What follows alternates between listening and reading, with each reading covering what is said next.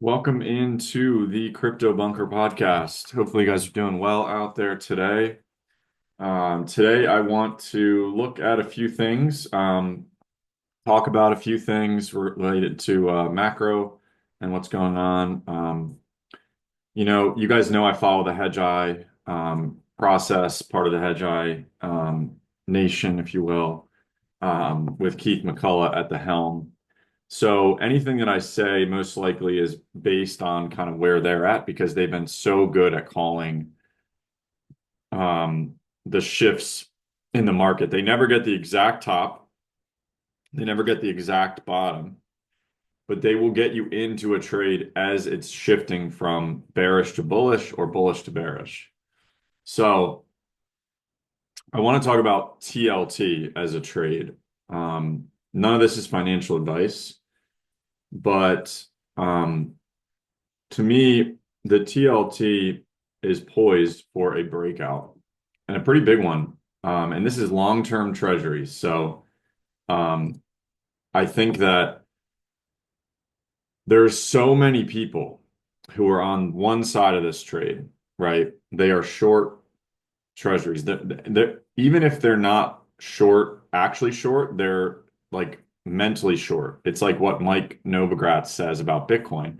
If you don't hold any Bitcoin, you're short Bitcoin because it's so volatile. Now, the TLT can be volatile at times. Um, it was volatile to the downside during the period where the Fed was raising rates and we had stocks crashing. But it can also be volatile to the upside when stocks are crashing into a recession.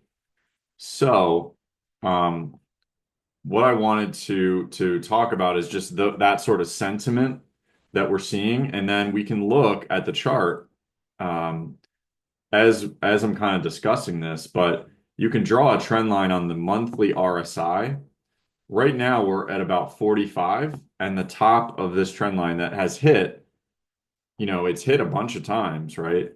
It's obviously not gotten as low as it did, but now it's reversing up and it looks like it wants to go higher. It's kind of like a beach ball that you're holding down, and we can actually look at it as well on sort of a head and shoulders, right? So we have the head and shoulders there, and then we have you can draw this, and then you can draw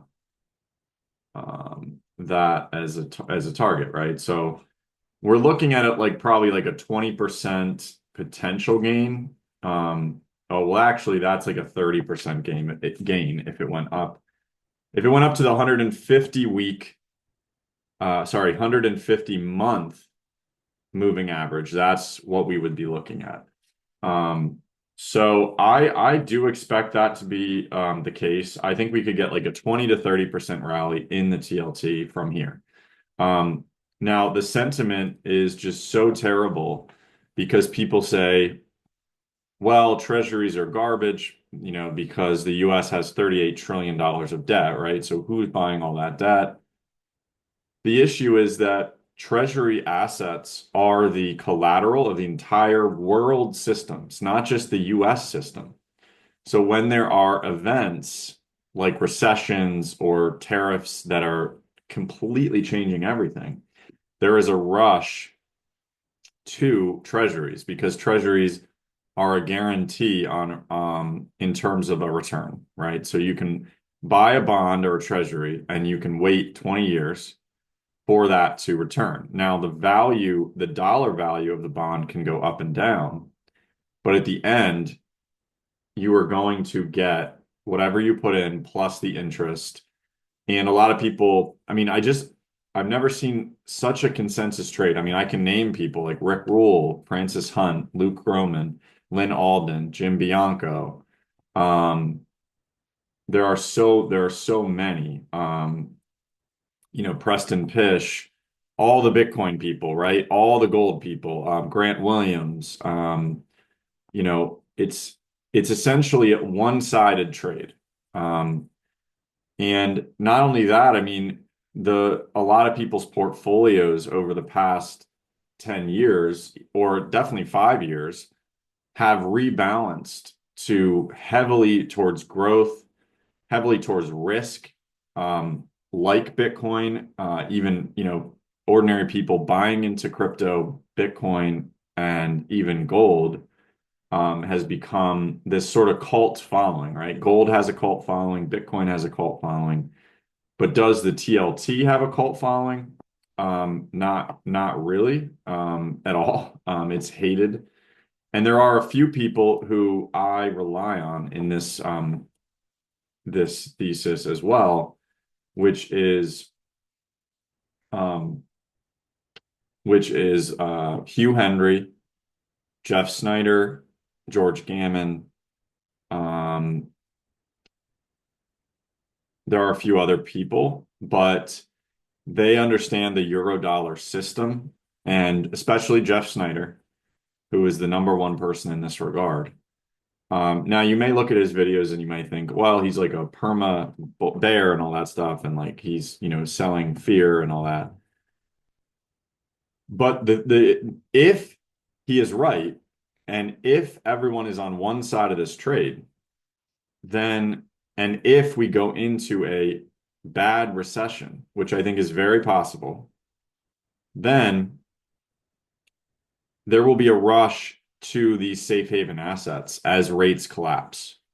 Now, everyone's also talking about, oh, like rates haven't gone down that much. And we can actually look at the 30-year treasury um, as well to sort of emphasize this kind of head and shoulders, because the TLT is basically an inverse trade of this chart. We can also look at the 10-year, which is at like 4% now. But and then we can say, okay, maybe it can come down to this trend line that's like 3-4 or like the bottom of this trade. But I think there's more to this trade than people give credit to. You can see the RSI, right, has completely continued to weaken. And it's gone down only as the asset has gone sort of up, but has hit a trend line. We also have this like longer term trend line that sort of ended there. If you draw it like that, you can say that it broke through the trend, it tested the trend, it made a nice monthly reversal doji candle, and then came down. And now, most likely, we are going to see the bottom of this RSI. Now, the RSI right now is at 54. So similar to TLT, it's just the inverse of this. And the cool thing about this trade, which is, has been 5 years in the making, because it's gotten everyone on one side of the trade, right? Everyone knows about the debt. Everyone knows about all this. But the issue is that the supply of treasuries is, the demand for treasuries is infinite, because banks, especially going into recessions, they're hungry for more treasuries because they want to lock that safe value in, and they don't want to lend that money out, right? So the dollars they get in, they can lend it out in a bull market, but in a bear market, they want to keep those dollars and put it into treasuries. And they're actually talking about changing the regulations of the banks so that they can buy even more treasuries. And so think of all the value that is in stocks. It has to go somewhere else. It can't stay in dollars. And a lot of people will say, okay, well, it's going to go to gold, it's going to go to Bitcoin, because those are store values and they don't have revenues and earnings that they have to report. And the issue with that is that, again, these people who are on the side of this Bitcoin gold trade are on the opposite side of the TLT trade. They're short TLT. So there's still this sentiment that needs to be washed out. It needs to be completely washed out, in my opinion. So, sorry, that's my cat, Mac. So, we can look at the TLT on a shorter time frame, but you can see a nice reversal doji, lower, higher low. And then you can see the RSI wanting to, it's squeezing and it wants to go up. It's getting stronger as we go through this period. And now we're sort of in this squeezing range. And if you look at it on a daily time frame, and we take off the RSI, we can put on a moving average again here, and we can see that we've broken out. Okay, so what we have is we have broken out, and now we're sort of, there's a chance that that this becomes, a reversal. Like it's weird that we've gone up, but then during market hours we've gone down. So it's like after hours it goes up, during hours it goes down. And that's potentially just like collateral sort of shifting around in the system. Maybe people overseas buying more treasuries to hedge, things like this. So, but what we see is we have broken out of the 200-day moving average. And in my opinion, this is sort of a triple top situation. There's not usually a triple top. So we hit it once, we hit it twice, we go through it the third time. We may quickly retest. It's not going to be anything crazy. And then I think we take off higher from here. And then, once we take out these highs here around 100, I think it's clear sailing for a while. So, this is something that, again, I just think everyone is on one side of this. And I think they're off sides because I think that during a recession, people want treasuries. Okay. So all the money that's been in the stocks, there's like trillions, like $6 trillion has of value has gone out of the stock market in only 2 days. So what are we going to see is we're going to see a flight to safety. Now, the bears will tell you, well, this time it's not going to work, right? This time it's not going to do as well as they think. And this time is different or whatever.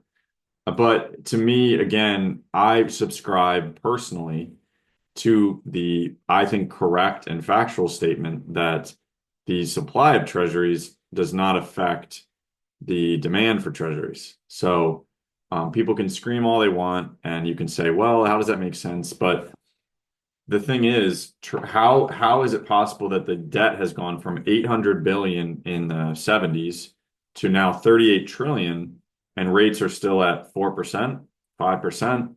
They've gone up and down over time. They've gone down, they've gone up. They trade with the economy. The rates are based on the economy. In a slowing economy, rates come down. In a booming economy, rates go up. And inflation is the reason. Inflation and deflation. That's how they trade. So with deflation, you want long-term treasuries, and you also want gold. Okay, so we can look at gold and cash, right? Those are the three things you want. But I do think that gold is going to see a significant correction. So let's talk about that as well. But you can see my targets, potential targets, again, around that 28% mark. And so when we look at 30-year treasury, to get a 28% drop, let's see, we would have to go to about 3.14%. And then you can see the 10-year, which again, people are going to say, oh, that's a reversal candle, all that stuff. It's really crashing though. Okay. So I think that this is going to trade similarly. It's probably not going to, it could go down, let's say to just under 3%, we can call it, I would say for this one, probably around that 2.9, something like that. Let's look at gold. So gold, I think, has topped for the mid to short term because, like I said, everyone's on one side of this trade, right? And now that the tariffs have come in, it's kind of a sell the news event because you could say that countries are sort of preparing for this in some ways. But, don't quote me because honestly, gold is still very strong. And I believe that the best we're going to do in this one is a correction back to around the 20-month SMA. which is probably going to end up being like 2,500. Okay, so not anything crazy. Probably, you could say a 20% correction. It's a 20% correction. I mean, at 20% corrections in a bull market, totally normal. They happen all the time in Bitcoin, as people know. I mean, if you look at this here, this was about 21%. So I think something similar to that, where we just see maybe, I think more of a sharp drop, probably similar to like '08. Okay, so '08 was like a 34% correction, but that there was not as geopolitically unstable, I guess, if you will. So, and it also wasn't being propped up by central banks, but it went down to like the 20 or the 50, almost the 50 month. It was like in between. I don't think we're going to get that chance this time. Um, I do believe that gold still has one last leg in it, and it could be the biggest one. They say 90% of the move comes in the last 10% of the time. I think we could see something like that where we get, if we have a cup and handle here, the cup and handle is yet to play out. It still has to hit around 44, 4,500 for that to play out. And so, and then silver, again, last time I was on here, I talked about the gold to silver ratio, and that breaking out was not bullish for silver, of course. And there's a lot of people still out there that are, first of all, people are, who sell silver, or they're associated with selling silver. They're going to have people on their shows that are bullish silver, right? They're just going to say silver's going to go up or whatever, but it has now broken the hedgeye process, trend and trade. So at this point, they have sold their silver. Okay, it broke trend. It may have only broken trade, but I think in this volatile environment, you just have to you have to cut anything like paper, right? Not physical silver, but anything paper silver, miners, etc., you have to cut because the volatility, we've seen in before, right? And I think that people are underestimating um, what silver going down like this means for the economy. They're not talking about a recession. I think in a recessionary environment, silver could easily go, in my opinion, a 38% or let's say 35% correction would be completely normal. And a 20% correction for gold, silver goes down 35%, gold to silver ratio goes completely insane and probably goes, I mean, if that's a 10% difference, we would be looking at, let's see, about a 113 on the gold to silver ratio. So people who play the gold and silver ratio, it's definitely too late to get out of silver into gold, but you could get into silver with your gold at that top and then play it for maybe a few years down the line when we probably get back down. But this is a bull market for the gold to silver ratio. It really has been. Ever since 2011, we've been in a bull market for the gold silver ratio. And some could argue, we've been in a bull market the whole time, and if this goes into a crazy recession, like a depression, which I actually think is possible, then silver could test for sure the 18 level. Okay, but it could test the 13 level. There's definitely levels that don't think that it can't get there because silver will go to places you don't think it can, especially in a crazy sell-off scenario where we are changing the entire economy. But you can see that this long trend line has served us well. And so, that's why I have a target of like 21 to 22. That's when I'm going to be trying to buy some physical. But another thing with physical is you have to let it settle down. You have to let the volatility come down so the premiums aren't as high. So, take your time because right now what they're going to do is as it crashes, they're going to raise the premiums because they can't afford to sell you the silver at that price because they've been buying at this 30, 32, 33, 34 level. So that's where they have to raise the premium. And they're going to say like there's shortages and stuff. That's BS. There's not going to be shortages. People are going to be capitulating their silver, okay, in this environment. So, and this is just my opinion. Obviously, I would not sell any silver unless you absolutely have no, I would say, if like let's say you lose your job or you're close to losing your job or like you're worried that your company could lay people off and you're like close to being on that chopping block, maybe you have no cash savings because you've been all in silver and like you have a little bit of credit card debt because you just have to keep buying physical silver. At that point you could say, okay, well, you probably should have some cash savings at this point. And in my opinion, those cash savings, again, this is not financial advice, but for me, those cash savings can go into TLT, because you get a yield on that, plus you get the upside, and you're not going to have much downside. I mean, we're talking about 4.4% rates. That's a hedge against you losing your job, right? Um, so that's just my thoughts on that. Because if rates come down heavily, you're going to be making money on the TLT. You may lose your job, but you are at least saving that money and making money rather than being in Bitcoin, gold, and silver, or Bitcoin and silver, or Ethereum and silver, because that could then go down. So let's look at Bitcoin here.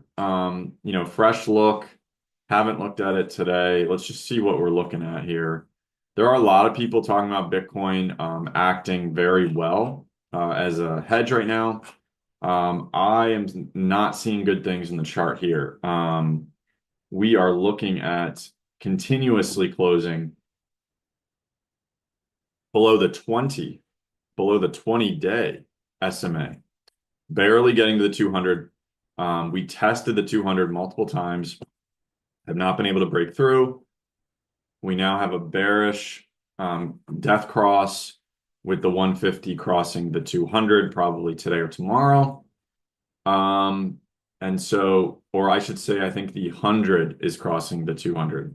The 150 is still higher. Now, the hedge eye process has Bitcoin right now as bearish trade and trend, but it says if it gets above 85, something like that, it could go to bullish trend. I would just be careful because those can switch back and forth in this environment very quickly. So if we do get a squeeze here, which is very possible, you could definitely see Bitcoin trade up to 86 again, maybe check back, and then all of a sudden maybe to the 150-day moving average, which would be a true dead cat bounce that you would want to sell into. I'm probably not going to play too much of that trade. There may be a small trade that I put on. I do think Bitcoin is interesting because there's no tariffs, right? It could help people get around the tariffs. It can help, like the blockchain in general is actually feels very bullish because it's kind of like that COVID moment for blockchain and Ethereum and Bitcoin. Because like if the new system, right, let's say we collapse and Bitcoin and ETH collapse and everything, but the new system that comes in after that, because we've collapsed the system, sort of like COVID, but this time worse, and we actually collapse a lot of the system and people don't trust the system, then you have to bring in the trust system. You have to bring in the trust system. And the trust system we know as crypto people is Bitcoin and Ethereum. That is the new trust system because we know that how blockchains work. Now, the Francis Hunts of the world and the sort of conspiracy people, which I am sort of in that camp as well, would probably say, this is the new control grid system, right? Catherine Austin Fitts, people like that.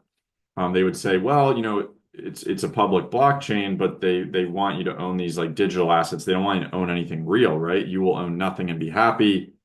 Digital items really aren't physical. They're not like they're not a real thing. I don't really subscribe to that necessarily because I do look at these things as real things. And I do look at them as settling real value. I mean, we have Ethereum settling massive values, right? On Aave, we can look at the exchange, and Aave is making a new low on the daily today. Pretty big news there. It's not looking good. It is in crash mode, obviously. It's in a bear market. Same with Ethereum. And I think Bitcoin you could classify probably not yet as a bear, but it could get there. And so what I'm really looking at for Bitcoin is again this sort of this kind of pennant, right? It's a bear pennant. You can see that it's like a shoe, right? It's like someone stomping. It's like someone stomping out something, right? And then what usually happens if you break that, you fall through the floor. And so again, my target is probably right around whatever Michael Saylor's average is at. So if you Google that or Grok it or whatever, it is going to tell you probably what that level is. But middle of this range, that sounds perfectly fine to me. And honestly, in a bull market, I would be a buyer at that level. I think you're down 40%. That's about the max you can do in a bull market, right? So we would probably at that point be hitting the 20-month moving average. So that's another target to look at. 20-month SMA. That is one we definitely would want to hold. And we can see that when we went down to the 20-month here, that was about a 50% correction.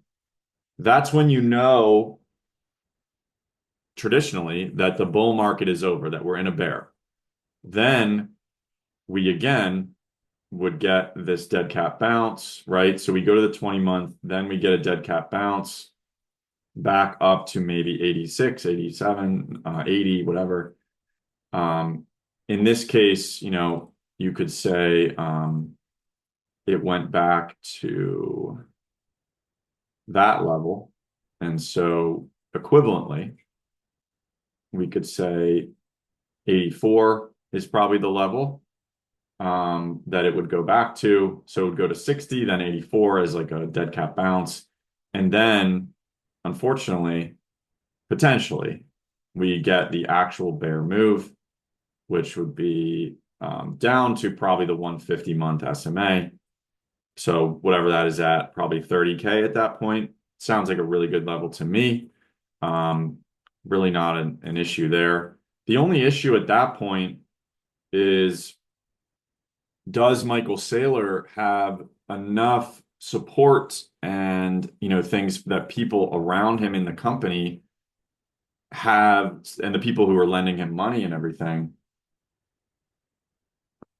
do they have enough conviction and support in a crazy environment where all their other assets are just down crazy, Bitcoin's down crazy, do they have the confidence to allow Michael to be in this kind of range here for this long? That's the question. I think at that point he would be down probably probably 46, 50% on all of his investment combined from all the way back to 2020. So his average has really creeped up, and I think it's been a mistake. I think he should have tried to keep his average. He's too bulled up, he's like a leverage hound. But he should have kept his average at 30K. That, in my opinion, if you would have kept your average, I know his whole motto is like hold it for 100 years, but you're on leverage, bro. Like people are paying you money to do this. You have to be smart about this. So anyway, let's take a fresh look here at ETH. Now, ETH is getting real scary out there, right? This is not a good looking chart at all. I mean, we're going to be closing a new weekly low. So we're about to be in crash mode here. If you think you saw a crash already, you probably have not. ETH has the potential to go down at this point, I think to, 1,000, 1,100. I talked about this before on previous videos for sure, but looking at that monthly close there, so it's around 1,100. Um, you could also look at this SMA as like a first support, but it's pretty scary if ETH has gone below the monthly, before. So, but has it ever gone, it's never gone below the 150 SMA month, 150 month SMA because it hasn't existed before. So theoretically, that should be support, but it's not that far from here. That's what's scary about it. That is what's scary, right? That is only a 22% correction from here. So that's like the first line of defense I would look for ETH. Just like the first line of defense for Bitcoin is like the 20-month SMA, which shows you the outperformance, obviously, that we've had there. So again, is this something where that is the first area of support? We get a little bit of support, we get a rally, up to these levels, and then, we crash through into a bear where there's really no support until that, 400, 300 level. I think it's possible. I still believe in Ethereum long term, okay?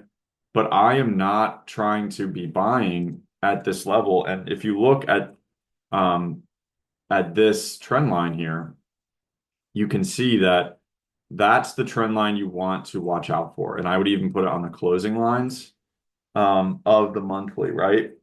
So, you're looking at $300 to $400 ETH, and it sounds crazy. It sounds completely insane because people would say, "Oh, well, how's that possible? It'd be down 91%." Well, I'll have you know that ETH has definitely done this before. Obviously not this time, but it did go down 81% before from its top. And the last time in this bear to bull, it went down 94%.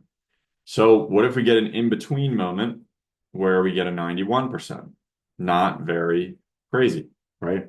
And that would be around 400. So 400 is like, that's the level that I love, right? I want to save my money and I want to be all safe and sound in the TLT.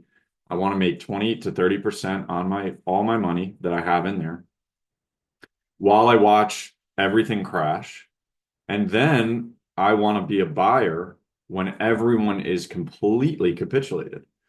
At that point, maybe I could buy, who knows, 10 ETH or something, right? With $4,000. That would be great. That would be sweet, right? That would be awesome. So that's kind of my strategy at this point. I hopefully you guys got something out of the video. Because again, I'm a long-term bull, but right now we're really, and we haven't even looked at stocks. I mean, that's supposed to be the headline, right? I guess we can take a look. So I really think that this time we are going to crash pretty heavily. And so, in my opinion, we're looking at the 150 month at the least. So that's going to be about a 37% correction. It's going to put us down around 3,700. Okay, that's what I'm looking at. Now that's a total correction. That's not a correction from here. But again, I digress. So I would say that NASDAQ could go down more. We could be looking at, if we have a 37%, probably around a 50%. I mean, if we can buy, we're not that far away. I think people don't realize we're not that far away from the 22 low, right? And so, if it gets really bad, which it definitely can, we're gonna be looking at this level here, which would be, let's see, around a 65% correction. That's gonna be a buying opportunity, right? So again, if you're long the TLT and this happens, which again, remember, everyone is off sides in the TLT, right? So that's the one thing that no one owns, right? And we know what it does during recessions, right? Look what it did in this position in '08, right? It went from this bottom to the top was about 47%, right? And so again, will we hit that level where we are just rallying like crazy? I think it's very possible, and I think it could happen quicker than people expect. But I'm willing to wait it out. But I'm only willing to be in it if Coach Keith McCullough is telling me to stay in it. So tune in next time because I'm going to keep you guys updated on what Keith McCullough is saying. And because he is the best, okay? And let me tell you this, silver has broke the trend. It was at 30.28 was the trend, okay? And now gold, the trend is around 3,000. So we're getting close to gold breaking as well. And that's when you see people get tapped on the shoulder and they have to sell everything, right? So they have to sell gold. And again, there's just going to be so many opportunities coming up, right? You're going to get gold at 2,500. You're going to get silver at 22. You're going to get ETH at 400. You're going to get Bitcoin at, 60K, 30K, whatever. So it's really a pick your choice. That's kind of the environment that I think we're going into. So again, hopefully you guys got something out of the video. If you did, please like, subscribe, and have a great rest of your day.